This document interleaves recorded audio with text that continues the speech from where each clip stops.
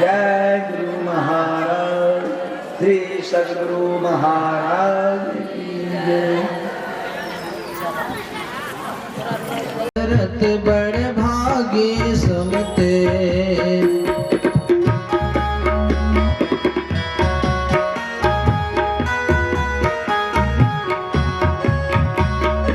अमृत ध्वनि की नौबत जहरत बड़े भागी सुनते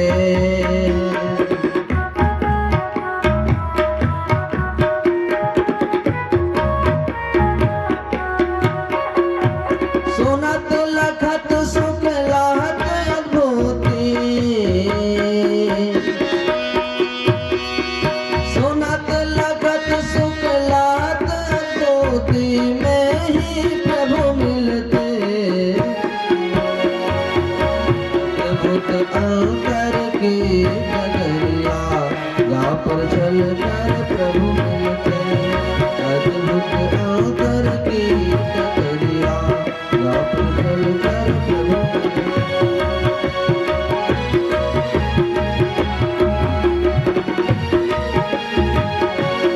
गा पर चल कर प्रभु मिलते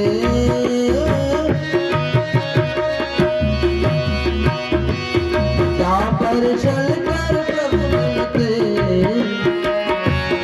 अद्भुत अंतर की डगरिया गा पर चल कर प्रभु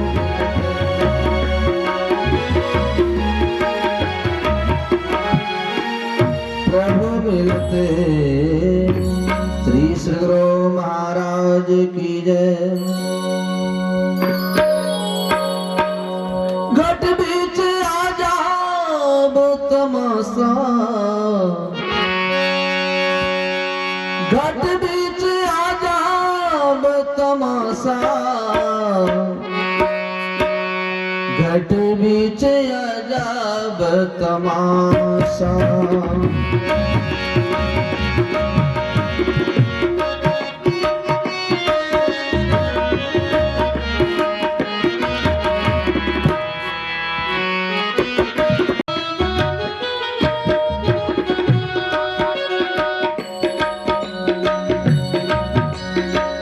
घट में घटता माही घट है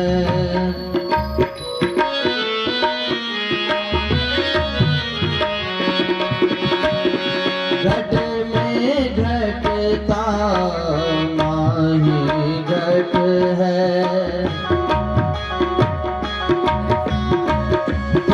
घट में घट पासा घाट में घट पासा साधो घट बीच अजब तमाशा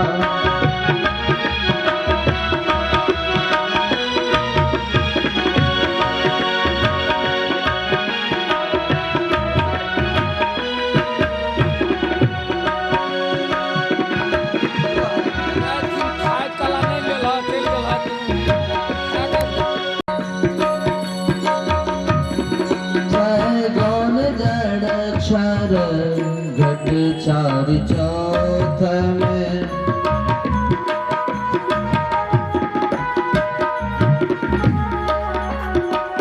सगुण जड़ अक्षर घट चारि चौथ में चेतन अगुण तन खासा सादरा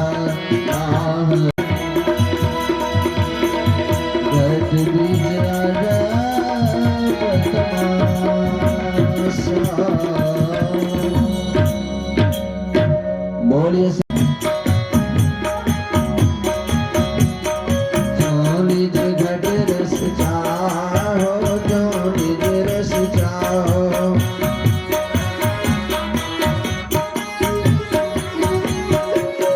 निज रस चाहो घट निज रस चाहो जो निज घट रस चाहो जो कल प्रातः काल से ही प्रारंभ है।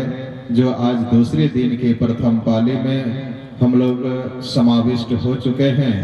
जो अभी तक नहीं आए हैं उन महानुभावों से सादर आग्रह है, निवेदन है कि अब इस स्तुति से सत्संग के कार्यक्रम को हमारे पूज्य राम प्रवेश बाबा आगे बढ़ाने के लिए जा रहे हैं। निवेदन है आप तमाम धर्म में आस्था रखने वाले धर्म प्रेमी सज्जनों से कि यथाशीघ्र सत्संग स्थल तक आने की कृपा करें और के पार में सब द्वंद द्वैतन पार में आहत अनाहत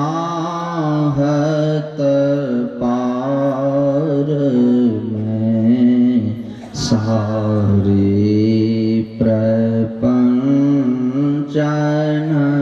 पार में सापेक्षता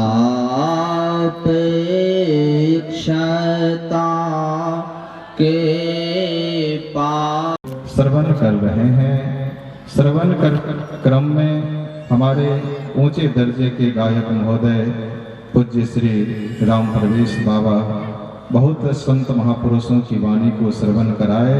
तत्पश्चात स्तुति प्रार्थना और सदग्रंथ गुरु महाराज के द्वारा स्वरचित सत्संग योग जो गुरु महाराज के प्रतिनिधि स्वरूप ग्रंथ है, ऐसे महान ग्रंथ के 3 भाग से हम लोग पाठ श्रवण किए। अब तत्पश्चात उसी के आधार पर हमारे पूज्य बाबागण हम लोगों को दिशा निर्देश करेंगे।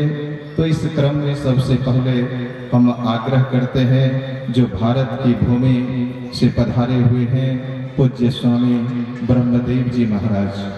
माइक ऑपरेटर से निवेदन है कि पूज्य स्वामी ब्रह्मदेव जी महाराज के सामने माइक को व्यवस्थित करें और हम तमाम धर्म प्रेमी सज्जनों से आग्रह करेंगे कि जो अभी तक नहीं आए हैं वो यथाशीघ्र सत्संग स्थल तक आने की कृपा करें, क्योंकि यह समय बार बार हम लोगों को नहीं मिलेगा।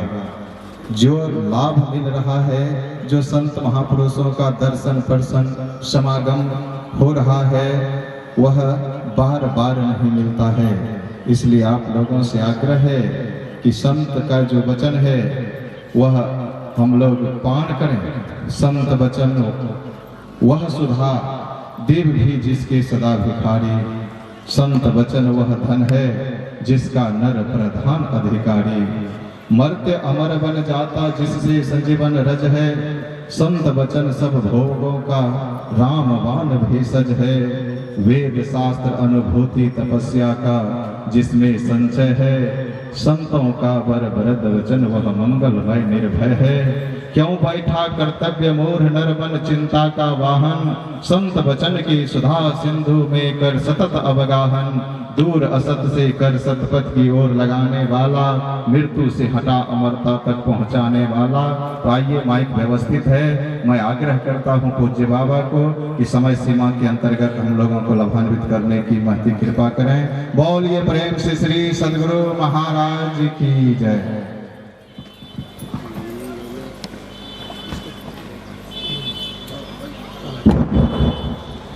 मंगल मूर्ति सतगुरु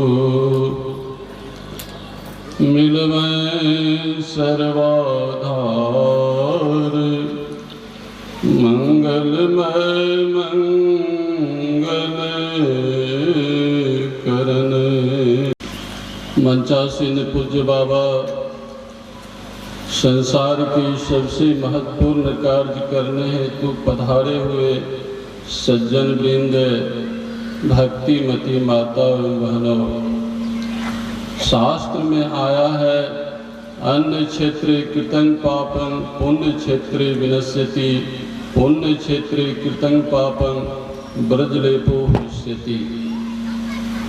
अन्य क्षेत्रों में किया हुआ पाप पुण्य क्षेत्र में जाने से, सत्संग में आने से पाप का क्षय होता है, एवं पुण्य क्षेत्र में किया हुआ पाप कहीं भी जाने से, कुछ भी करने से उसका नाश नहीं होता है, उसका फल यति को भोगना पड़ता है। साधु दर्शनं पुण्यं तीर्थ भूत्वा ही साधव कालेन फलति तीर्थ सद्यः साधु समागम।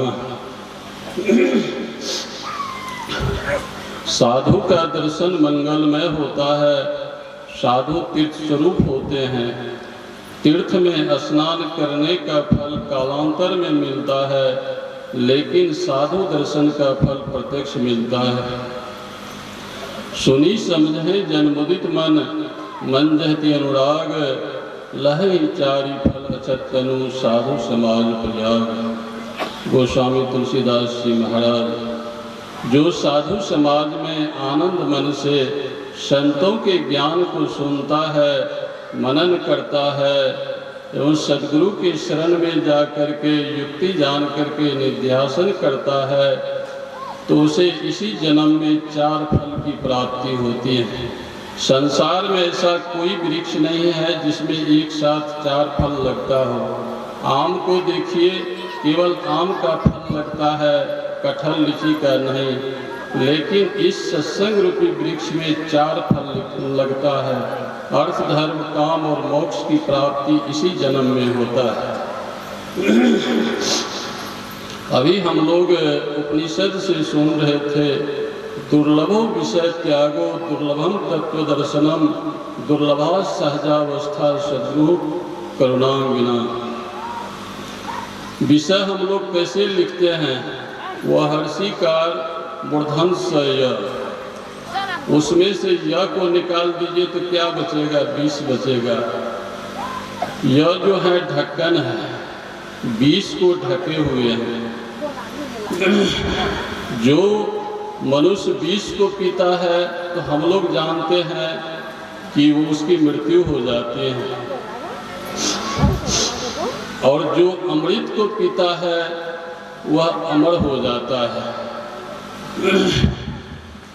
तो इस 20 को जो हम लोग पी रहे हैं, करमंडल में रह करके इसी 20 से अलग करने के लिए, वियोग करने के लिए दया करके परमात्मा सद्गुरु के रूप में इस धरातल पर आते हैं और इसकी युक्ति बता करके हम मानव को इस विष से मुक्त करा करके अमृत तत्व की प्राप्ति कराते हैं। करमंडल में विष भरा हुआ आँख से नीचे और आँख से ऊपर जो है ब्रह्मांड में अमृत भरा हुआ है।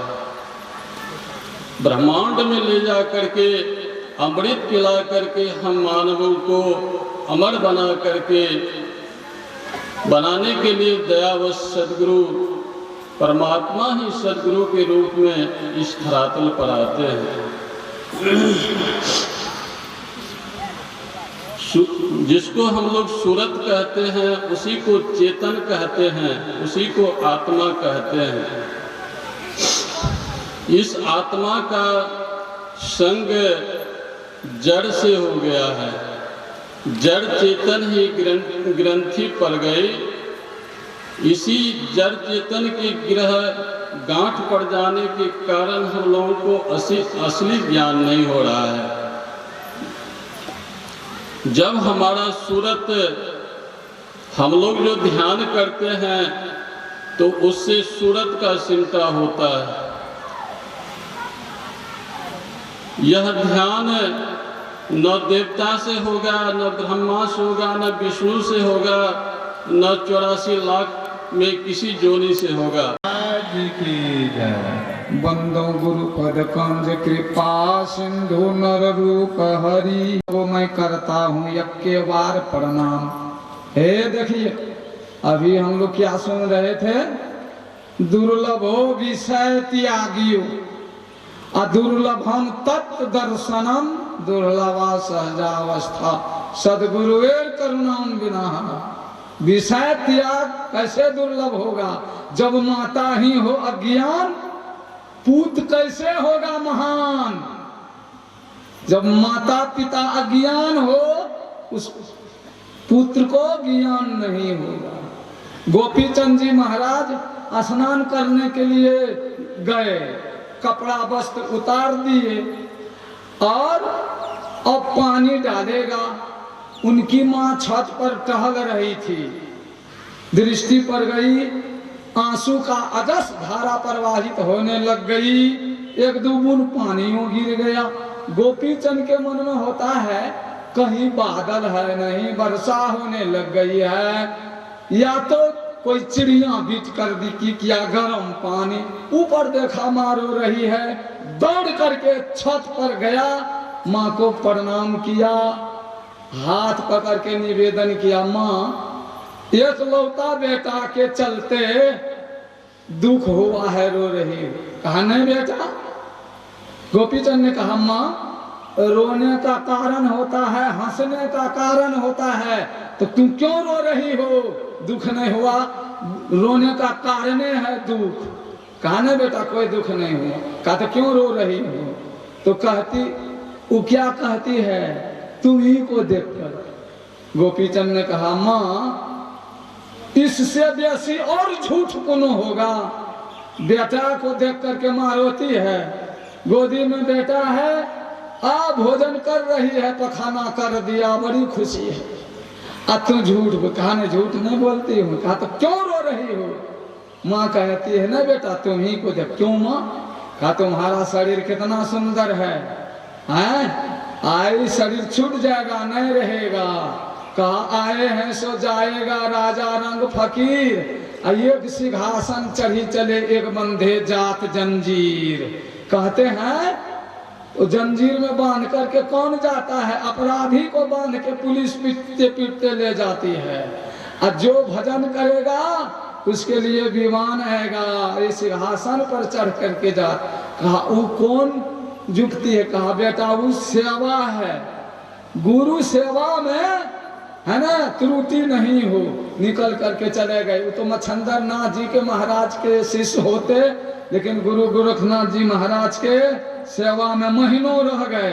गुरु गोरखनाथ जी महाराज ने कहा कि बेटा तुम्हारा हृदय बहुत पवित्र है, जुक्ति लेकर भक्ति करेगा तो मुक्ति मिलेगी। कहा बतला दीजिए जुक्ति। कहा नहीं, तुम माँ से भिक्षा लेकर के आओ तब दीक्षा मिलेगी, आज दीक्षा देने की काम सत्संग के बाद होगा।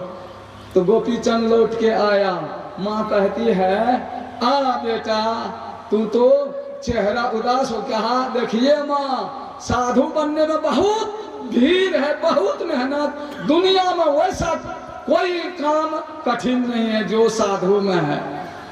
कभी घन घना, कभी मुट्ठी में चना, कभी उसमें भी मना, है ना। तो कहते हैं अच्छा ठीक है माँ मैं भिक्षा लेने आया हूँ, भिक्षा दे दो। कहा भिक्षा तो मैं दे सकती हूँ, लेकिन बेटा एक ठो कर्जा तुम्हारे ऊपर है, ये कर्जा जब अदा हो जाएगा ना तब दीक्षा लेके भक्ति करेगा। कहा बोलो कर्जा मैं तुरंत अदा कर दूंगा। बोलो क्या कर्जा है? माँ कर्जा लिखाने लग गई। नाव में माँ ही न माँ गोपी गर्भ मेरा खलियो बाबू, 10वीं महीना तोर जनम भेलै रे की, 10 हाथ के सारी जोगिया सोरी घर सड़लिए बाबू, 3200 दूध तोरा पिलायलौं रे की, दूध के कर्जा गोपी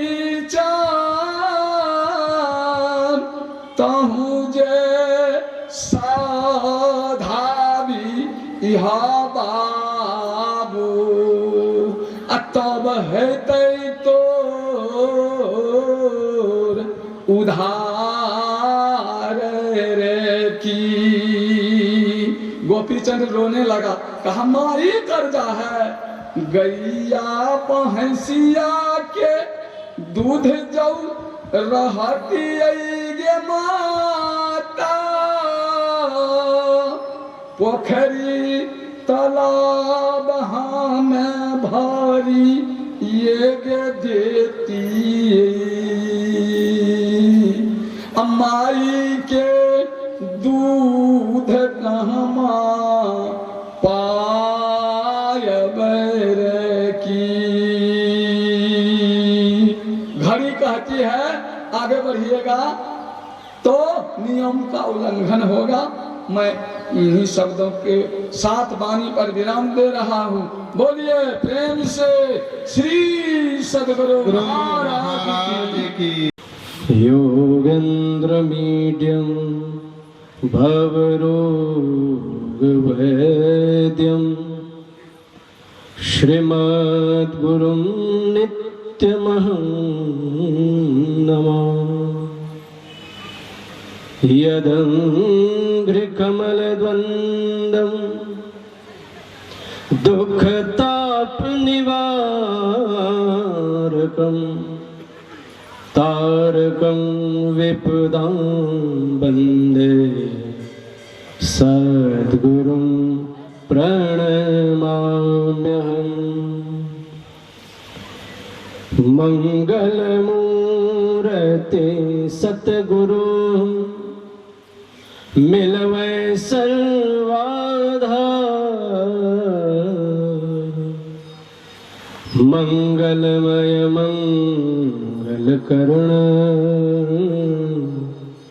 विनवो बारंबार। मंगलमय मंगल करण विनवं वारंवार।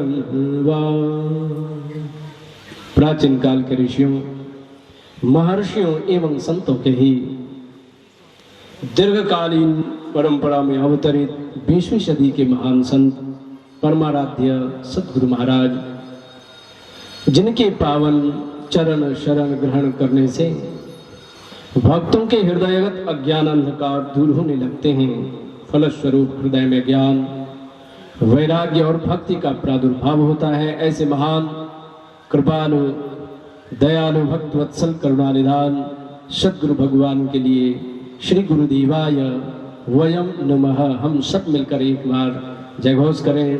बोलिए श्री सद्गुरु महाराज की जय। ऐसे महान सद्गुरु महाराज के प्यारे शिष्य वाराणसी से पधारे हुए वेदांत के आचार्य परम पूज्यपाद स्वामी श्री शंभु चेतन जी महाराज, जो हम सबों को दिव्य दर्शन दे रहे हैं, उसी के निकट बैठे हुए इस कार्यक्रम के संरक्षक परम पूज्यपाद स्वामी श्री शिवानंद जी महाराज, साथ ही साथ इस मंचासीन परम वंदनीय मुद मंगलमय संत समाज, हमारे संचालक महोदय, समस्त पदाधिकारीगण और इस पावन ज्ञान गंगा में अवगाहन हेतु पधारे हुए समस्त श्रोता बंधुओं, श्रद्धामयी माताओं एवं बहनों, आप सबों को दास कोटि कोटि नमन करता है। बोलिए श्री सद्गुरु महाराज की।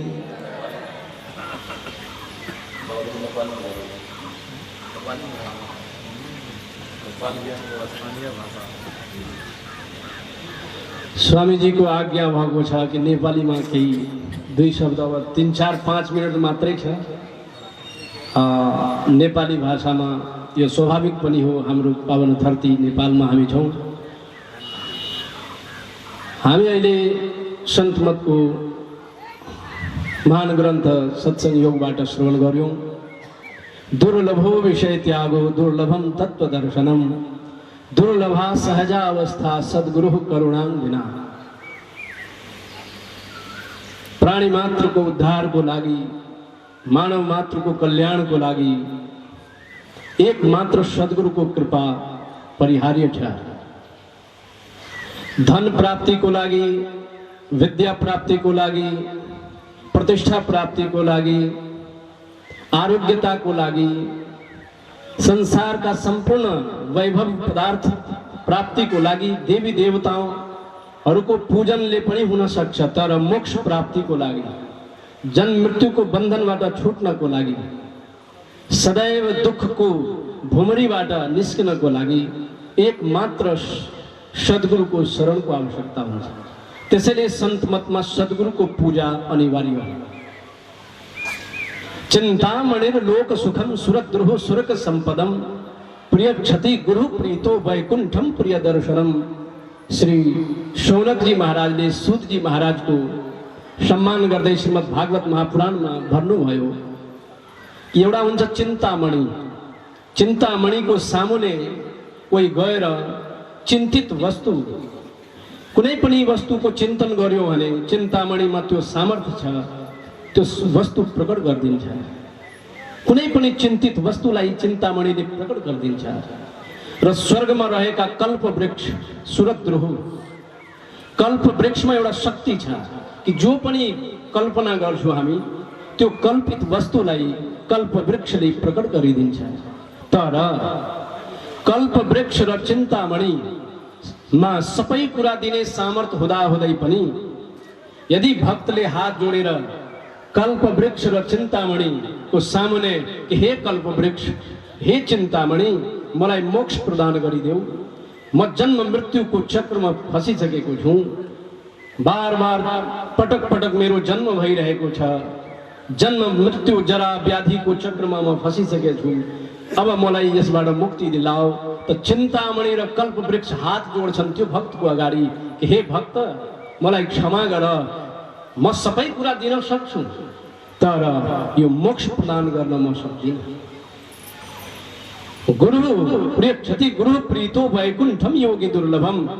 जो तत्व दर्शन जो योगी महापुरुषहरूलाई पनि दुर्लभ छ, त्यो मोक्ष, त्यो परमात्माको दर्शन त केवल सद्गुरु भगवानको कृपाले हुन्छ। त्यसैले सद्गुरु करुणांग बिना, बिना गुरु को कृपाले नहीं, उनके जीवन का शुरू नहीं, लेकिन लोगों के मन में एक भ्रांति हो गया है। भ्रांति क्या है कि जैसे तैसे जो गुरु कर लिए तो मन में क्या हो गया कि हम तो गुरु धारण कर लिए, हम गुरु धारण कर लिए। लोगों से पूछते हैं क्या आप दीक्षा लिए हैं, तो क्या कहते हैं हाँ हम लिए हैं। जब सही पता लगाते हैं तब पता लगता है कि ये जो गुरु किए हैं ये केवल कंठीधारी गुरु किए हैं, केवल वैष्णव वाला गुरु किए हैं। अब वैष्णव वाला गुरु केवल क्या किए, मछली मां छुड़ा दिए, लेकिन जीवन भर वैष्णव बन करके आप रह गए तो कहते हैं आपका काम नहीं बना, आपका कपाट नहीं खुला। कहते हैं गाय बैल जो है वह कट्टर वैष्णव है, गाय बैल से बढ़कर के आप वैष्णव नहीं हैं। वे इतने बड़े वैष्णव हैं कि मछली मांस वाला यदि पानी पड़ गया तो वे भोजन बंद कर देते हैं।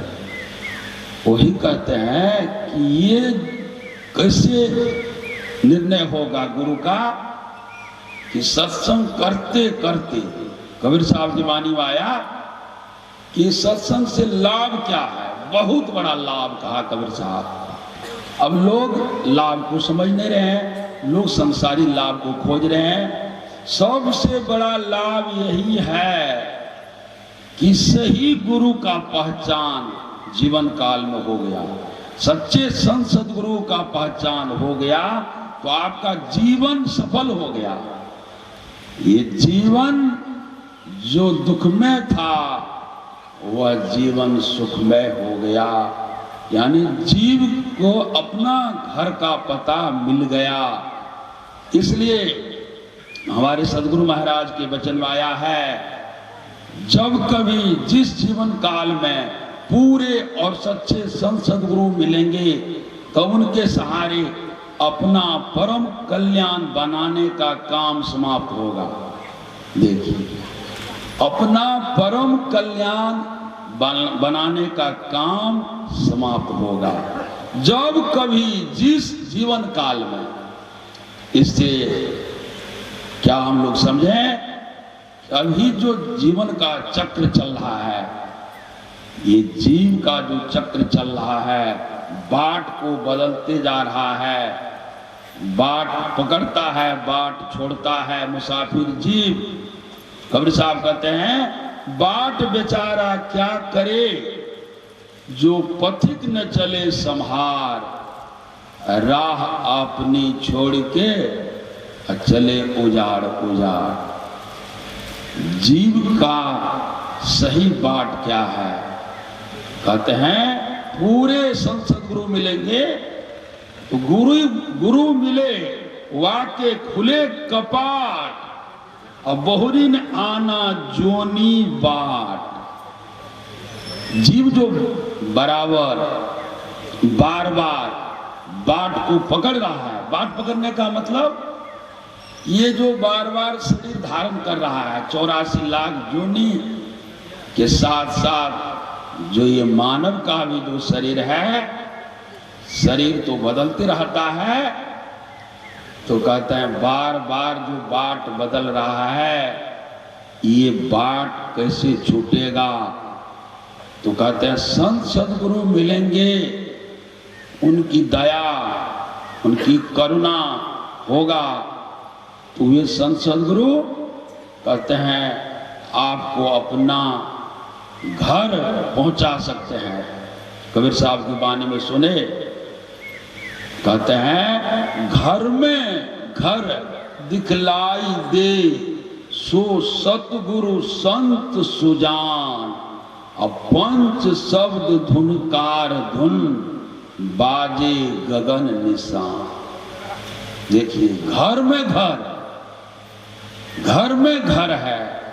शब्द जो है 5 प्रकार का शब्द है, 5 केंद्र से 5 शब्द निकल रहा है। गुरु महाराज कहते हैं, बजती है 5 नौबतें, सुन एक एक को प्रति एक पर चढ़ी जाए कि निज नाक खोजना। तो कैसे खोजेंगे? ये बाहर में जैसे तैसे गुरु से चाहते हैं कि ये शब्द का पकड़ हो जाएगा, कहते हैं नहीं, घर में घर दिखला दे, यानी घर से घर में प्रवेश करना है, स्थूल से सूक्ष्म में जाना है, सूक्ष्म से कारण में जाना है, कारण से महाकारण में जाना है, और केवल हो के पार जाना है। ये घर से घर कौन पहुंचाएंगे? सो सतगुरु संत सुजान। सर्वेश्वर रूप राम दिवाकर रूप गुरु, नाशक भ्रम तम को, मेरा मुझ में कुछ नहीं, जो कुछ है गुरु तोर, तेरा तुझको सौंपता, क्या लागेगा मोह। बोलिए प्रेम से श्री सदगुरु महाराज की जय। सर्वोच्च सिंहासन पर विराजमान अखिल विश्व ब्रह्मांड के चरित्र नायक, करुणा के अवतार, सर्वशक्तिमान, सर्वव्यापक, काल व्याल के संहारक, आवागमन को मिटाने वाले, जन जन के मन मानस मराल, परम पूज्यपाद संत सदगुरु महाराज के पावन युगल चरणों में मेरा साष्टांग दंडवत प्रणाम। पावन मंच पर विराजमान संतों की पावन नगरी देवभूमि वाराणसी से पधारे हुए संत मत के कृति ध्वज को देश विदेश में फहराने वाले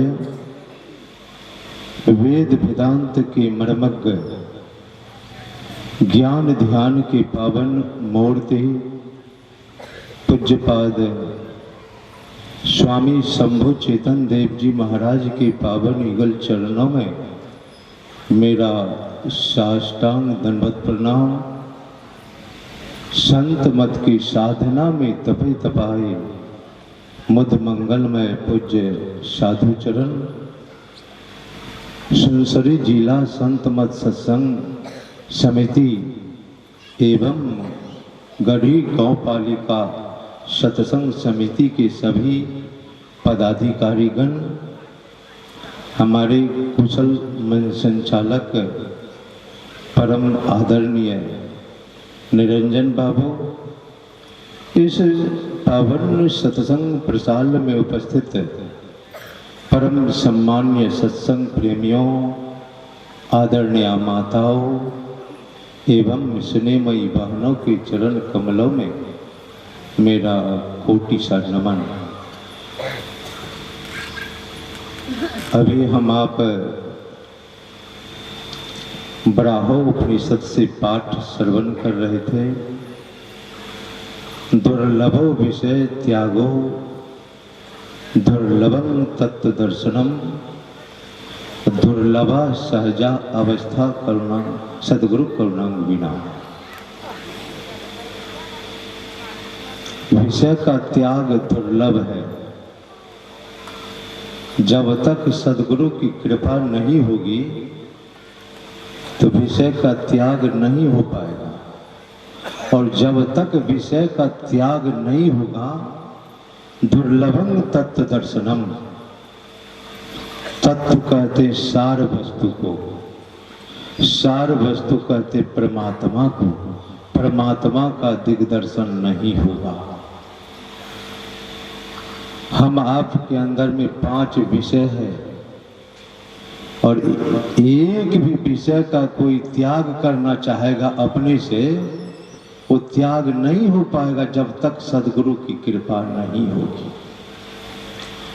लेकिन इस संसार के लोग सदगुरु को नहीं समझ पाया है। सदगुरु क्या तत्व है उसको नहीं समझ पाया है, और जब तक सतगुरु रूपी तत्व को हम आप नहीं जान पाएंगे तब तक हम आपका भटकना बंद नहीं होगा। हमारे सत्संगी लोग भटक रहे हैं, और भटकने का कारण एक है कि वो गुरु तत्व को नहीं समझ पाया। संत शब्द जो है ना, संस्कृत के सत शब्द से बना है, और संत का मूल अर्थ होता है शुद्ध अस्तित्व, निर्मल सत्ता, अमीर हस्ती, जिसका कभी विनाश नहीं होता है, जिसका कभी अत्यंता भाव नहीं रहता है, जो एक रस, एक रूप, एक रंग में रहता है।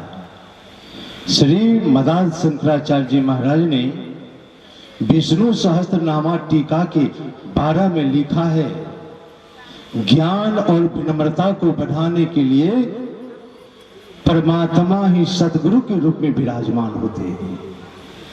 और आप कुरान शरीफ पढ़ेंगे तो कुरान शरीफ में परमात्मा का 99 नाम है, और 99 नाम में एक नाम है बलि। बलि कहते संत को, जिसको हम आप संत कहते हैं। मुसलमान भाई लोग उनको बलि कहते हैं। बलि ही खुदा है और खुदा ही बलि है, और बलि ही खुदा का रूप है। दोनों में कोई अंतर नहीं है। आप सूफी साहित्य में पढ़ेंगे तो जिसको मुसलमान भाई बलि कहते हैं, सूफी लोग उनको गुप्त रब कहते हैं। कोई अंतर नहीं है। हमारे गुरु महाराज ने क्या कहा, जीव हित आप ही आवे, सूरत को आई तारा है। आप का अर्थ क्या होता है? आप कहते ईश्वर को, परमात्मा को। गुरु महाराज कह रहे हैं वो परमात्मा, वो ईश्वर ही गुरु रूप में अवतार लेते हैं, और गुरु रूप धारण करके आते हैं और जीव का कल्याण करके चले जाते हैं। इस तत्व को समझिए। एक गुरु की उपासना करते हैं तो समझिए मैं परमात्मा का उपासना कर रहा हूं, कोई अंतर नहीं है। गुरु महाराज तो एक स्थल पर परमात्मा से भी ऊंचा स्थान किनको दिए हैं? गुरु को दिए हैं। हरदम प्रभु रहे संग, अभव दुख नाही टरे, अभव दुख गुरु दे टार, सकल जयति जय जय करे। परमात्मा से भी ऊंचा स्थान गुरु को दिया है। इसलिए सहजो भाई ने कहा, राम तजु पे गुरु न विसारू, गुरु के समन ना हरि को निहारू। सहजो भाई ने कहा, मैं परमात्मा को तज सकती हूँ लेकिन गुरु को नहीं भुला सकती हूँ। किसी ने सहजो से कहा, सहजो तो इस तरह से क्यों बोल रही है, ये परमात्मा त्यागने के लग है।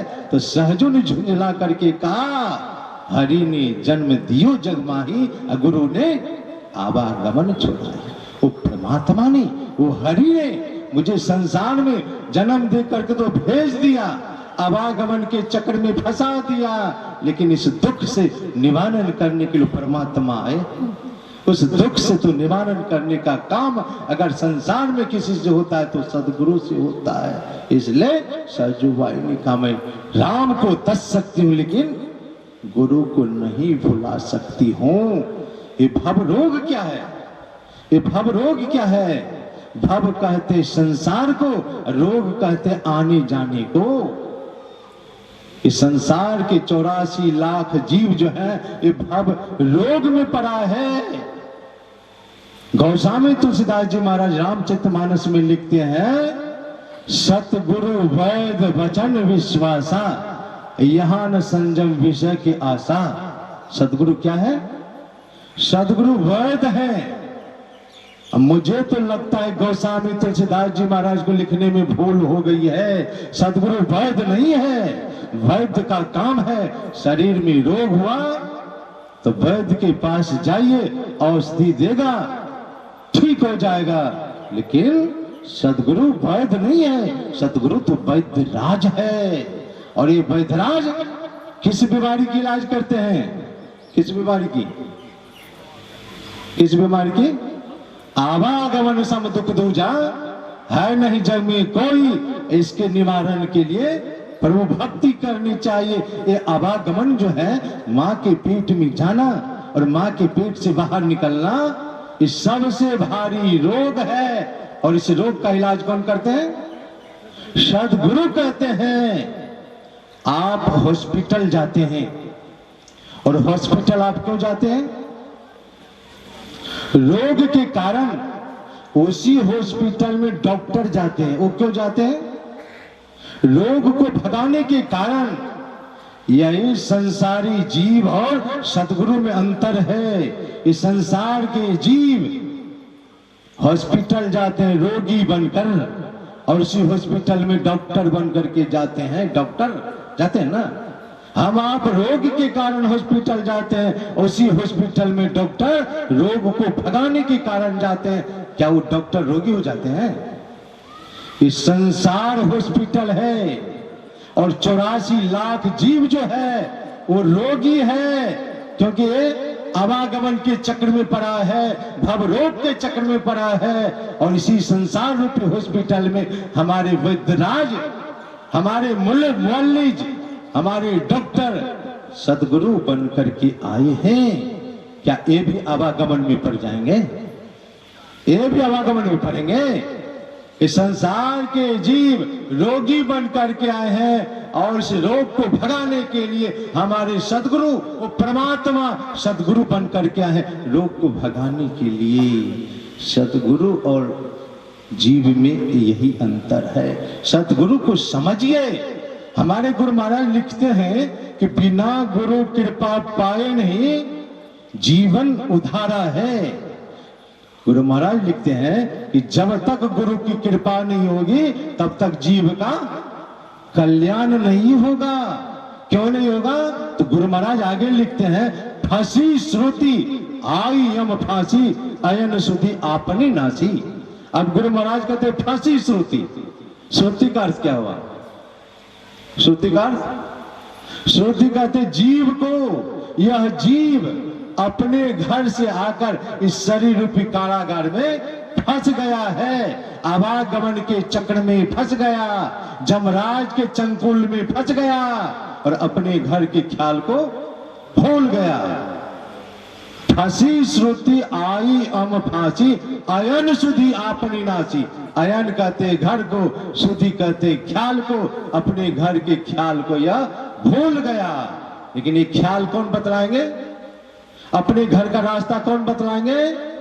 तो हमारे गुरु महाराज के गुरु बाबा देवी साहब हैं। बाबा देवी साहब के गुरु संत तुलसी साहब है। उनकी वाणी में है, कोई भेटे दीन दयाल डगर बतलावे, जही घर से जीव आया तहां पहुंचावे। जब तक कृपालु दयालु सतगुरु नहीं मिलेंगे तब तक यह जीव जहां से आया है वहां नहीं जा पाएगा। गुरु क्या करते हैं? गुरु निज भेद बतलावे, सूरत को राह दर्शावे। सतगुरु इस जीव को अपने घर का रास्ता बतलाते, युक्ति बतला देते हैं। गुरु महाराज आगे लिखते हैं, गुरु हितु है, गुरु पितु है, गुरु ही जीव के मितु है। जिन्होंने अपने सदगुरु को मां बना लिया, पिता बना लिया, मित्र बना लिया, पत्नी बना लिया, पति बना लिया, इसी जन्म में उसका उद्धार हो जाएगा। जो एक ही जन्म में सदगुरु को सब कुछ बना लिया, एक ही जन्म में उसका उद्धार हो जाएगा। गुरु महाराज आगे लिखते हैं, गुरु की नित्य कर पूजा जगत में इन सम नहीं दूजा। ध्यान से सुनिए गुरु महाराज क्या कह रहे हैं। गुरु की नित्य कर पूजा, एक दिन कहा पूजा करने के लिए, नित्य कर पूजा जगत में इन सम नहीं दूजा, मेही को आन नहीं सूझा। फकत गुरु ही अधारा है। इस शब्द को सुने हैं, विचार किए। गुरु महाराज कहते मेही को आन नहीं सूझा, फकत गुरु ही अधारा है। सत्संगी लोग, ये दुनिया के लोग क्या कहते हैं? मुझे गुरु नहीं सूझा, 33 कोट ही अधारा है। कभी कल्याण होगा, कभी भला होगा। गुरु महाराज कहते मेही को आन नहीं सूझा।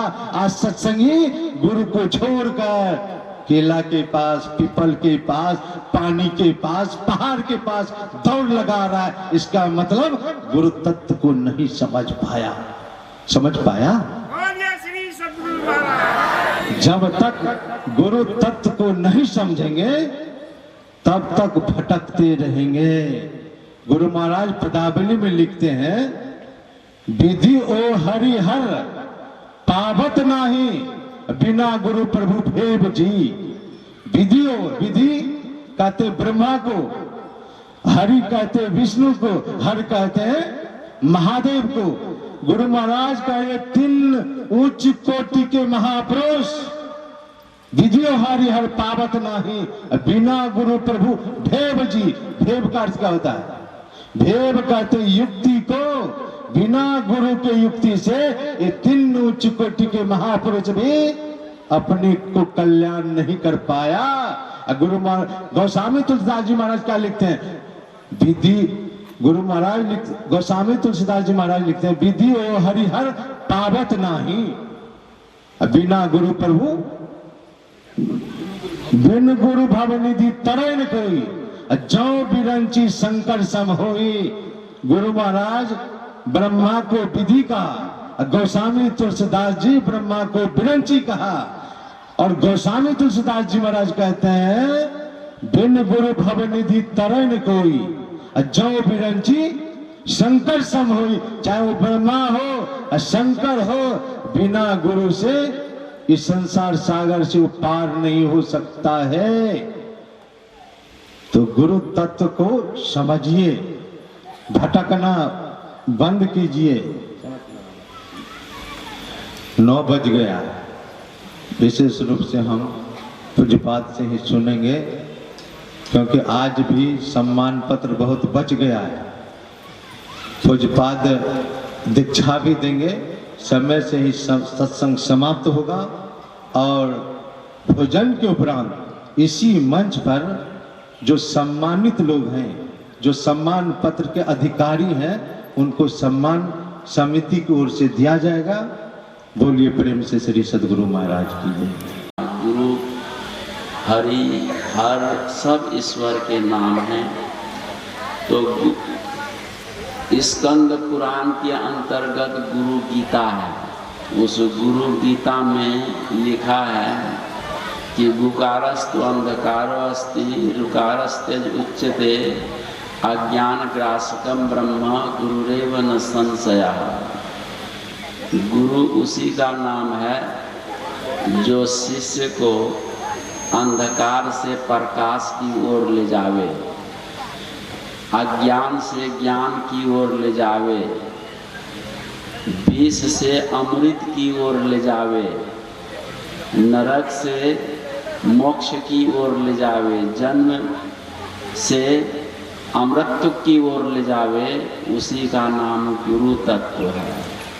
और ऐसे गुरु की पूजा अर्चना वंदना, ईश्वर की अर्चना वंदना होती है। तो सबसे पहले हम गुरु के बाद में करेंगे, लेकिन हम लोग रोज स्तुति विनती करते हैं। इस पर चर्चा करने के बाद फिर हम गुरु पर हम आपको विशेष रूप से सुनाएंगे कि रोज ईश्वर की स्तुति हम लोग करते हैं। क्यों करते हैं? ईश्वर ने सब कुछ बनाया, इस माने ईश्वर सबसे बड़ा है। आकाश, हवा, अग्नि, जल, पृथ्वी, तमाम खाने पीने की चीज, सूर्य, चंद्रमा, तारे, हम आप लोगों को बनाकर ईश्वर ने भेज दिया। इस माने ईश्वर सबसे बड़ा है और ईश्वर की स्तुति विनती हम लोगों को, गुणगान हम लोगों को करना चाहिए। लेकिन ये सब बनाने के बाद ईश्वर अपने आप को छुपा लिया, अपने आप को सृष्टि में विलीन कर लिया। अब उस ईश्वर का ज्ञान ईश्वर ने आकर हमें नहीं दिया। ठीक से समझ लो, बढ़िया से।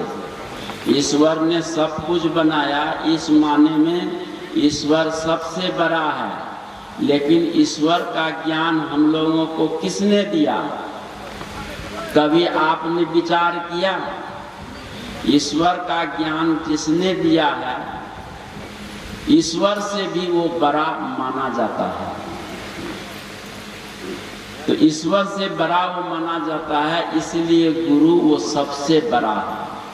तो हमारे गुरु महाराज ने कहा कि सृष्टि के माने ईश्वर सबसे बड़ा है, तो ईश्वर की स्तुति करनी चाहिए। दूसरे में हम लोग सब संतन की बड़ी बलिहारी का पाठ करते हैं, शाम सुबह अपराह्न बेला में। क्यों करते हैं? संतों की भी बहुत बड़ी देन है, ईश्वर से भी संत की देन है। यदि संत लोग गीता, रामायण, उपनिषद नहीं लिखते, उपदेश नहीं सुनाते, तो हम लोगों को क्या पता कि हम लोगों को बैठ कर पूजा पाठ करना चाहिए, ध्यान करना चाहिए, झूठ, चोरी, नशा, हिंसा पे विचार नहीं करना चाहिए, 5 पापों को। ये सब हम लोगों ने संतों के ज्ञान से सुना, उपदेशों से सुना कि मांस, मछली, मदिरा, नशा का सेवन नहीं करना चाहिए, इससे पाप होता है, धर्म नष्ट होता है, और धर्म नष्ट होने से दुख की प्राप्ति होती, नरक की प्राप्ति होती है। तो संतों के मुख से सुना, इसलिए ईश्वर से भी बढ़कर के संत होते हैं, याद रखना। क्योंकि ये ज्ञान हमको ईश्वर ने नहीं दिया, केवल बैल बनाकर, जानवर बनाकर के हमको भेज दिया, लेकिन मनुष्य जैसा जीने का कला एक संतों के ज्ञान से, उपदेश से हमने सीखा है, ईश्वर से नहीं सीखा, न किसी देवी देवता से सीखा। इसलिए देवी देवता ईश्वर को जहन्नम में जाने दो, लेकिन संत हमारे सामने में रखो। संत की सबसे बड़ी पूजा होनी चाहिए, जिससे हमने सीखा, जाना सब कुछ, उनका दर्जा ऊंचा होता है। ठीक है, संत से भी ज्यादा दर्जा है गुरु का। इसलिए मंगल मूर्ति सदगुरु मिलवे सर्वाधार हम लोग रोज गाते हैं। क्यों गाते हैं? हमारे आपके बीच में गुरु आते हैं और गुरु कहते हैं कि बेटा, यह संसार अनात्म है, इस अनात्मा का चिंतन मत करो, जड़ है, नाशवान है। तो शिष्य पूछता है तो चिंतन किसका करें? तो आत्मा का चिंतन करो, ये अविनाशी, अव्यय, अमर, अजर है। इसका तुम चिंतन करेगा तो अमर अजर हो जाएगा और जन्म मृत्यु से सदा के लिए तुम छूट जाएगा। जिसको गुरु के वचन पर विश्वास हो गया और वह आत्मा का चिंतन करता है, स्वरूप का चिंतन करता है, तो करते करते वो जीव नहीं रहता, वो ब्रह्म बन जाता है। इसलिए गुरु का दर्जा ईश्वर से, ब्रह्म से, देवी देवताओं से, ब्रह्मा विष्णु शिव से, 33 करोड़ देवी देवताओं से भी गुरु का दर्जा ऊंचा है। हमें ईश्वर का ज्ञान गुरु ने कराया। ईश्वर सर्वव्यापक है, इस माने वो सबसे बड़ा है, लेकिन व्यापकता का ज्ञान किसने कराया? गुरु ने कराया। यदि गुरु नहीं होते तो हमें व्यापकता का बोध ही नहीं होता। हम भले भगवान का दर्शन कर लिए, देवी देवताओं का दर्शन कर लिए, उनसे बातचीत भी करते हैं, गपशप भी करते हैं, लेकिन व्यापकता का बोध हमें न देवी देवता से हुआ और न तो हमें भगवान से हुआ। तब व्यापकता की बोध के लिए हमें गुरु की शरण में जाना पड़ता है। इसीलिए देवी देवता और ब्रह्मा विष्णु गुरु ईश्वर से गुरु का दर्जा ऊंचा है। एक प्रसंग सुनाकर आपको बोध कराऊं। गोरा कुम्हार के दरबार में संतों की मंडली आई थी और ज्ञानदेव की बहन का नाम है मुक्ताबाई। मुक्ताबाई को ज्ञानदेव ने कहा कि मुक्ता, आज संतों की परीक्षा लो, कौन कच्चा है कौन पक्का है। कहा कि ठीक है भैया। और ये मुक्ता 5 साल की कन्या है और 8 वर्ष के ज्ञानदेव हैं। ये लोग ज्ञानी महापुरुष थे। तो गोरा कुम्हार के घर थापी होती है, थापी से माथे पर मारने लगे। मारते मारते बहुत लोग, अभी बाबा कह रहे थे कि हमारे सत्संगी सब दीक्षा लेकर के भी भ्रम में जी रहे हैं। सही माने, यदि उसे भ्रम नहीं होता तो छठ पूजा करने वो नहीं जाते। यदि उसे भ्रम नहीं होता तो केला की पूजा, आम पेड़ की पूजा, पीपल पेड़ की पूजा, नदी की पूजा, यहाँ वहाँ आप नहीं जाते। टुनटुनिया बजाने के लिए भी नहीं जाते। नहा धो करके आकर और एक मुट्ठा अगरबत्ती जलाकर और मुनु मुनु मुनु मुनु मुनु मुनु कर रहे हैं घर में। ये मुनु मुनु क्या है? यही भरम। ये भरम में मुनु मुनु टुनटुनिया बजा रहे हैं, मुनु मुनु कर रहे हैं। आप हो गया भक्ति। क्या कहते हैं? भक्ति हो गया। इसको भक्ति नहीं कहते हैं। भक्ति जो गुरुमुखी, ये मनोमुखी की भक्ति है। तो गुरु की बात मानना नहीं, शास्त्र की बात मानना नहीं और मनमानी करना। तो मनोमुखी, वेद में 2 रास्ता है, एक मनोमुखी और दूसरा है गुरुमुखी। तो गुरुमुखी का उद्धार होता है, लेकिन मनोमुखी का उद्धार नहीं होता, याद रखना। ये मनोमुखी मत बनो। मनोमुखी 84 में भटका खाता है, आवागमन के चक्र में पड़ा रहता है। इसलिए मनोमुखी थे कौन जानते हो? मनोमुखी थे सुखदेव जी महाराज, वेदव्यास जी के बेटा। अपने तपस्या के बल से रिद्धि सिद्धि भी प्राप्त कर लिए। उस रिद्धि सिद्धि के बल से स्वर्ग आदि वैकुंठ आदि लोग चले जाते थे, लेकिन वहां का देवी देवता उनको बाहर कर देते थे, कहा कि यह शुद्ध स्थान हो जाता आपके आने से, आप जाइए। अपने पिता से पूछा कि हमको वहां के लोग रहने नहीं देते, वापस कर देते हैं, आखिर बात क्या है? कहा कि तुम मनोमुखी है। कहा कैसे मैं मनोमुखी हूँ? मैं रिद्धि सिद्धि को प्राप्त करके स्वर्ग आदि लोग भ्रमण करता हूँ, देवी देवता से बात करता हूँ। कहा कि हाँ तू मनोमुखी है। मनोमुखी जहाँ भी जाता, जहाँ भी बैठता उठता है, उस स्थान को अशुद्ध करता है। कहा कि तो फिर मैं शुद्ध कैसे होऊंगा? कहा कि गुरु का ज्ञान जब तुम्हें मिलेगा तब तुम कहीं शुद्ध हो सकता है। अब बताओ, सिद्धियों को प्राप्त कर लिया है, सिद्धि के बल से आसमान में आकाश में बिना पंख का उड़ करके स्वर्ग आदि लोग जाता है, फिर भी वो अशुद्ध है, फिर भी वो अशुद्ध है। तो पूछा कि मैं शुद्ध कब होऊंगा? और कहा कि शुद्ध तभी होगे जब तुम गुरु के शरण में जाओगे, गुरु से ज्ञान लेकर अभ्यास करोगे, तुम्हारा अभिमान दूर होगा और तुम जहां भी जाओगे फिर पवित्र ही पवित्र होगा सब वातावरण। कहा कि तो मैं गुरु किसको करूं?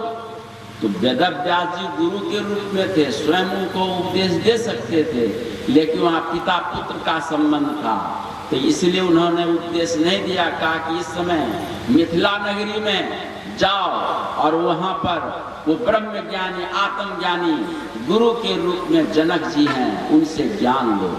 तो नारायण 2 साल कहा कि उड़ करके मत जाना गुरु के पास, गुरु के पास आकाश मार्ग से उड़ के मत जाना, ये अभिमान का प्रतीक होगा, ये अभिमान तुमको ज्ञान प्राप्त करने नहीं देगा। इसलिए चप्पल जूता भी पहन करके मत जाना।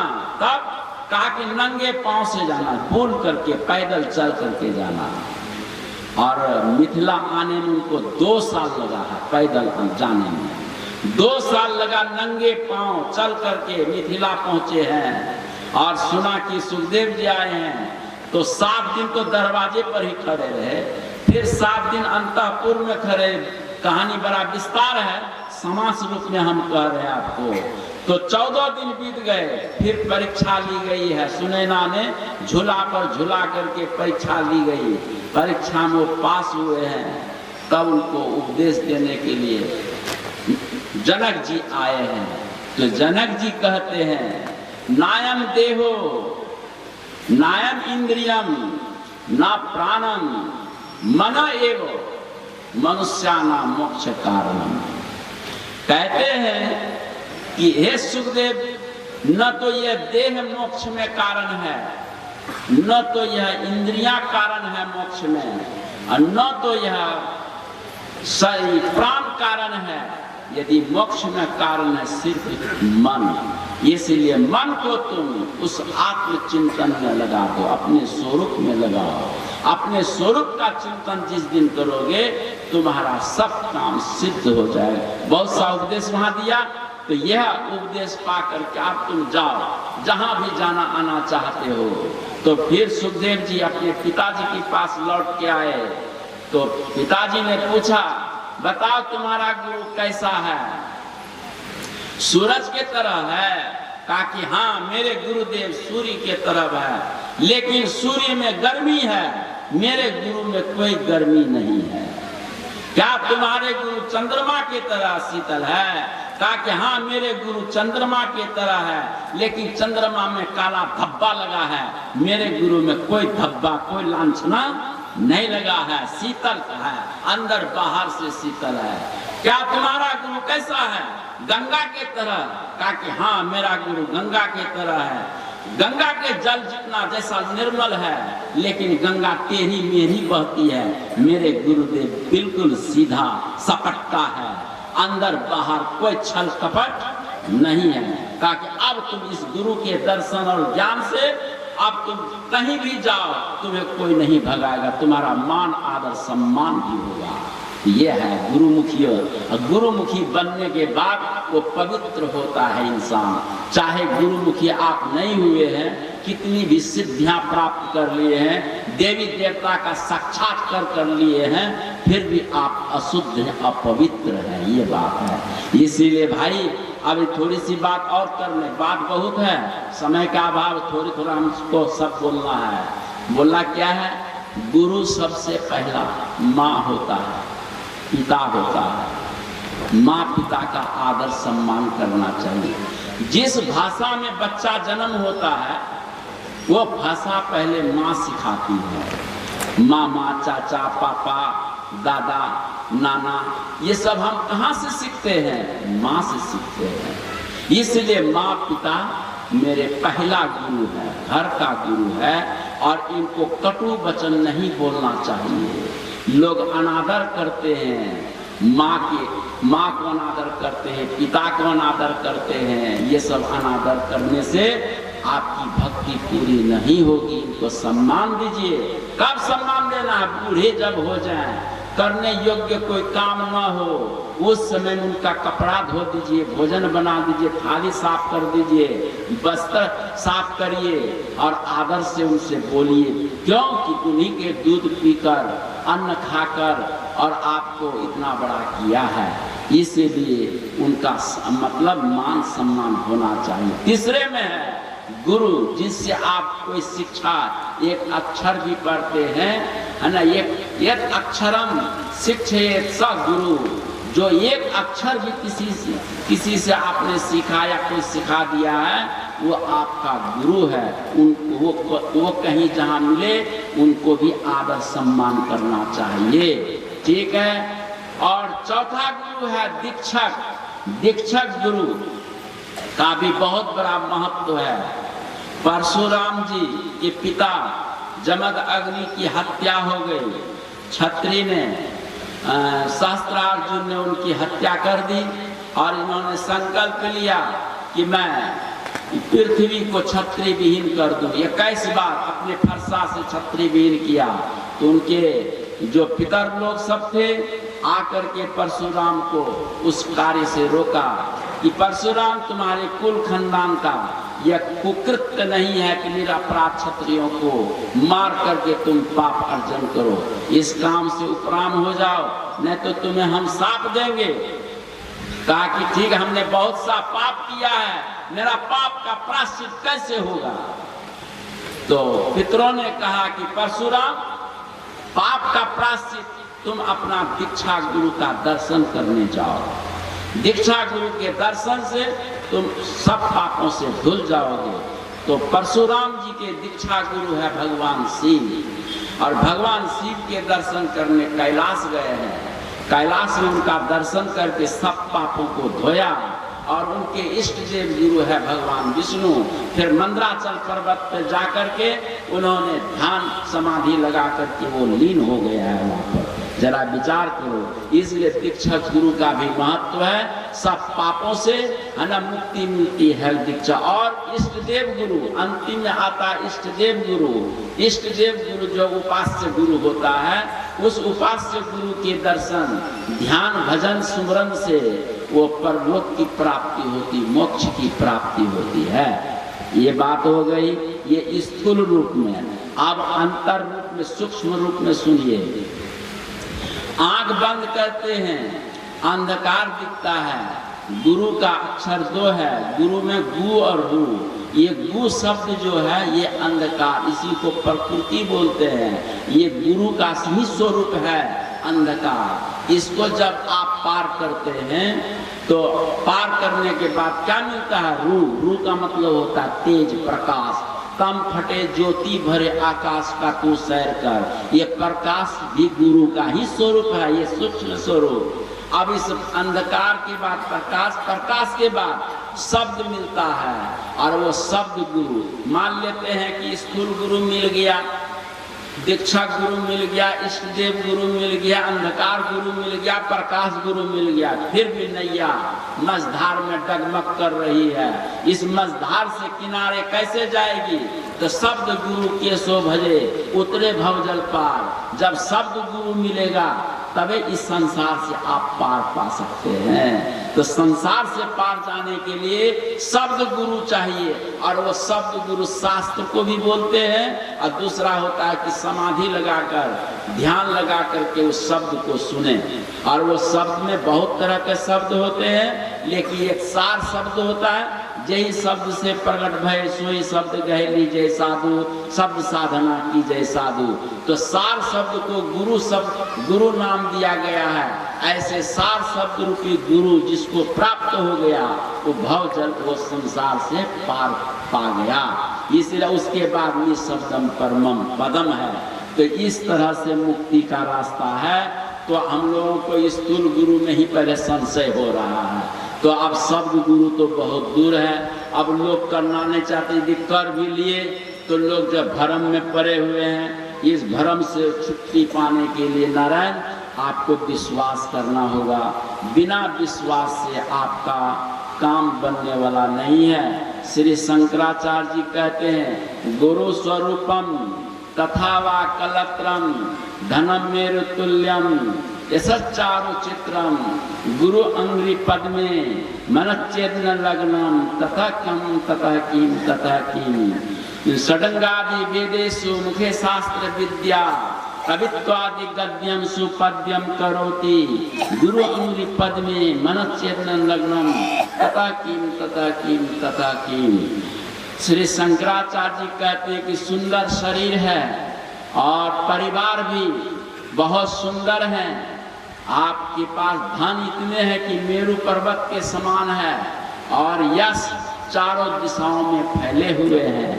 ये सब होने के बावजूद यदि गुरु के चरणों में आपका प्रेम नहीं है तो ये सुंदर परिवार, सुंदर शरीर, अपार धन और चारों तरफ जो यश है ये आपका क्या करेगा, क्या करेगा, क्या करेगा, क्या करेगा। ये और षडंगादि वेदेषु मुखे शास्त्र विद्या कवित्वादि गद्यम सुपद्यम करोति। कहते हैं 6 शास्त्र 18 पुराण 4 वेद अंग उपांग के सहित कंठाग्र आपने कर लिया है। बाद में गद्य में आप लेखन करते हैं, पद्य में लेखन करते हैं। आप में कवित्व शक्ति इतना तीव्र है कि बाद में आप रचनाएं रचते रहते हैं, चाहे जैसे भी भाषा में हो। ये सब होने के बाद भी यदि गुरु के चरणों में प्रेम नहीं है तो आपका ये कवित्व शास्त्र कंठाग्र क्या करेगा, क्या करेगा, क्या करेगा। और एक बार गुरु कृपा क्या होती है इसको समझिए। शंकराचार्य जी के कई शिष्य हैं। कई शिष्यों में एक शिष्य का नाम है टोटकाचार्य। टोटकाचार्य अनपढ़ थे, दीक्षा लेकर इनकी सेवा करते थे, और सारे शिष्य विद्वान सब थे, किताब लेखन काम करते थे, गुरु के भाष्य पर टीकाएं टिप्पणी किया करते थे, वार्तिक वगैरह लिखा करते थे।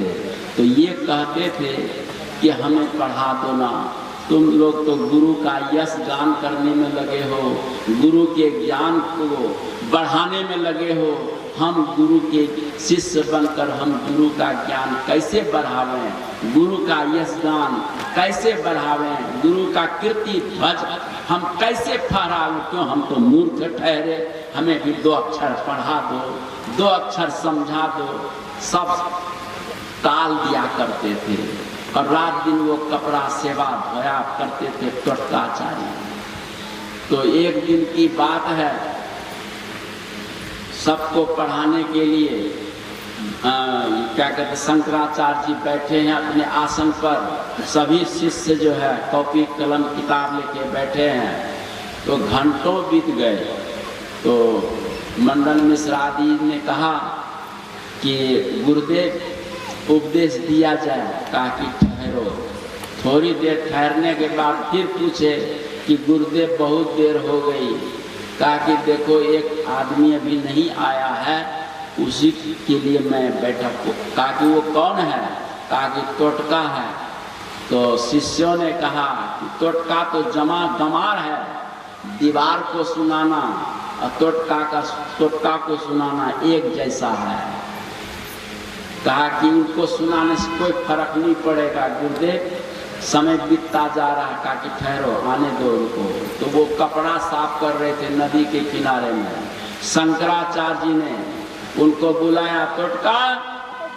गुरु कृपा से वो शब्द सुन लिया और वो दौड़े दौड़े कपड़ा छोड़कर कहा, गुरुजी आ रहा हूँ। कपड़ा को छोड़कर तत्पर वहां पर आकर के दीवार से खड़ा हो गया।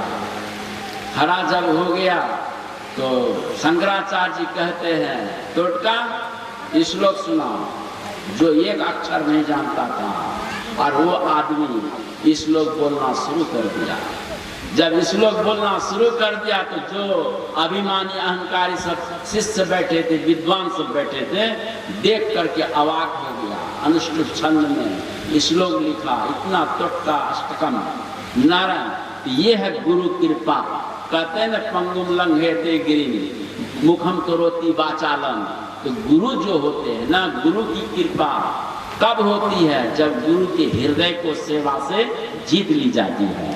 गुरु की हृदय को सेवा से, दिनचर्या से, परिचर्या से जो गुरु को प्रसन्न कर लिया, समझ लीजिए कि गुरु की कृपा उस पर चली जाती है। और अनपढ़ भी, बहरा भी और गुंगा भी वाचाल हो जाता, पंगु भी पर्वत को लांघ जाता है गुरु की कृपा से। इसीलिए गुरु कृपा। अब सुनो, सदगुरु महर्षि नहीं, परमहंस जी महाराज कुप्पा घाट में बहुत से सन्यासी लोग हैं और एक दिन कहीं जाना था सत्संग में। सभी सन्यासियों से कहा कि मुझे 2 दिन लगेंगे, मैं सत्संग में जा रहा हूँ और कहीं मत जाना। गुरु महाराज कह के जाते हैं, कहीं मत जाना। कहा ठीक है गुरुदेव। गुरु महाराज कह के चले गए और तब तक भागलपुर का एक मरवारी वहाँ आ गया। दूसरे दिन आकर हाथ जोड़ने लगे, पाँव में पड़ने लगे कि चलिए हमारे घर भंडारा है। कहा कि गुरु महाराज हम लोगों को कहीं जाने के लिए नहीं बोले हैं, इसलिए हमें नहीं जाना है। कहा कि चलिए न, क्या होगा, दिन है, दिन में कोई चोर बदमाश थोड़े न आएगा, ताला उला लगा दीजिए, चलिए। तो किसी तरह से फुसलाने में बड़ा चतुर निकला और सभी महात्मा लोग तो दयालु होते हैं और ताला लगाकर आश्रम में चले गए उस मरवारी के यहाँ भंडारा खाने। भंडारा जब खाए, दान दक्षिणा विदागी दिया, लेकर के घर आश्रम आए और जैसे ध्यान में बैठते हैं तो एक जवान लड़की ध्यान में आ जाती है। अब तो परेशान है, ध्यान लग ही नहीं रहा। जितने लोग भंडारा खा के आए हैं और सबके ध्यान में वो एक लड़की आती है। तो 2 दिन के बाद गुरु महाराज जब आए तो सभी शिष्य लोग गए, प्रणाम किए। कहा गुरुदेव हम लोग बहुत परेशान हैं। कहा क्या हुआ? कहा कि ध्यान करते हैं तो एक लड़की आ जाती है। तो गुरु महाराज तो त्रिकालदर्शी अंतर्जामी। कहा कहीं गया था क्या जी? कहा कि हाँ हुजूर, एक मरवारी आए थे और बोले कि चलिए भंडारा है और हम लोगों ने बहुत मना किया लेकिन माना नहीं तो हम लोग चले गए। कहा कि तू पहले ही हम मना करके गए थे कि कहीं मत जाना, तो तुम जानते हो तुम लोग। नहीं गुरुदेव, वो मरवारी एक लड़की के साथ बलात्कार किया, बलात्कार करने में लड़की की मृत्यु हो गई। अपना पाप कटाने के लिए तुम लोगों को ले जाकर भंडारा खिला के दान दक्षिणा दिया है। ये है विषय और विषय तुम्हारे अंदर में आता है। इसलिए जाओ, आज से वो लड़की नहीं आएगी।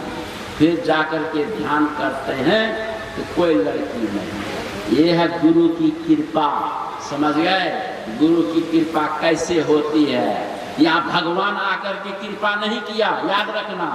हमने पहले बता दिया कि सृष्टि के मामले में भगवान सबसे बड़े हैं, लेकिन ज्ञान जो कराते हो गुरु। गुरु के सहारे, जैसे माँ के सहारे बच्चा पाला पोसा जाता है, टीचर के सहारे बच्चे पढ़ते लिखते बड़े होते हैं। अध्यात्म मार्ग में पढ़ना, यदि आप भक्ति करना चाहते तो गुरु के सहारे भक्ति करके वो मुक्ति को प्राप्त होते हैं। तो बिना गुरु के आप मुक्ति क्या हासिल करिएगा। और एक लड़की home science first division pass थी और एक दिन शादी हो गई ससुराल, उनके घर मेहमान आया, बड़ी घर की बेटी थी, तो भाग बनाने का नौबत आ गया। तो होम साइंस से किताब में लिखा हुआ है कि चूल्हा को लीप पोत देना चाहिए, हंडी को मांज कर और उस चूल्हा पर चढ़ा देना चाहिए, पानी डालकर नीचे से आंच लगाना चाहिए और जब पानी उबल जाए तो चावल को धो के डालना चाहिए। ये होम साइंस में इतनी प्रक्रिया लिखी गई थी और वो होम साइंस से फर्स्ट डिवीजन वो लड़की पास भी थी। अब चावल को धो के डालना चाहिए। अब ये नहीं लिखा था कि चावल को साबुन से धोना चाहिए कि सरफ से धोना चाहिए कि सोडा से धोना चाहिए कि मिट्टी से धोना चाहिए, ये लिखा नहीं था। लेकिन home science first division pass होने पर भी भात नहीं बनाई। एक साधारण भात बनाने के लिए भी सीखना पड़ता है। बोलो चावल कैसे धोना चाहिए?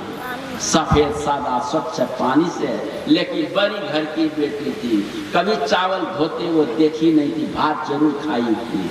तो देखना से भी किसी से हम सीखते हैं, नहीं जानते तो देख करके भी सीख लेते हैं। तो सीख जो लिए वो हमारा गुरु है। क्या है? वो हमारा गुरु है। इसलिए गुरु के बिना एक कदम भी तुम चल नहीं सकते। चाहे भौतिक जगत में हो, इंजीनियर डॉक्टर हो, साइंटिस्ट हो, चमार कोल भीड़ तिराक या देहात के कोई गंवार भी हो, बिना गुरु का एक कदम आगे नहीं चल सकते भौतिक जगत में। और आध्यात्मिक जगत में कैसे वो गुरु के बिना आगे चल सकते हैं। इसलिए आध्यात्मिक जगत में भक्ति करना चाहते हैं, मुक्ति पाना चाहते हैं, तो गुरु एक सहारा है। गुरु सहारा के बिना आगे आप बढ़ नहीं सकते। जहाँ भी श्रद्धा हो, आस्था हो और दीक्षा लेकर के गुरुमुखी बन करके भक्ति जरूर आरंभ करें। बोलिए श्री सद्गुरु महाराज की जय। क्योंकि बाबा का संकेत था और बहुत सा कार्यक्रम उनका है, तो कार्यक्रम को भी देखना है। बोलिए श्री सद्गुरु महाराज की जय। अपराह्न काल फिर मिलेंगे। श्री सद्गुरु महाराज की जय। सब सत्संग प्रेमियों से सादर आग्रह है कि आप लोग शांति बनाए रखें। हमारे पूज्य स्वामी प्रेमानंद जी महाराज जो मधेपुरा भारत की धरती से आए हुए हैं, एक भजन संतवाणी हम लोगों को सुनाएंगे। और सबों से सादर आग्रह है कि आज अंतिम दिन के अंतिम सत्र हम लोगों का सत्संग होना है, जो ठीक 2 बजे से भजन कीर्तन के द्वारा प्रारंभ होगा। आप लोगों से सादर आग्रह है कि अवश्य ही अंत समय में अधिक से अधिक संख्या में पहुंचकर संत महापुरुषों के दर्शन एवं प्रवचन से लाभ उठाने की कृपा करें। और आज आरती के बाद पूज्य बाबा के निवास पर दीक्षा का कार्यक्रम होगा और संतमत सत्संग कल से ही प्रारंभ है। कल से ही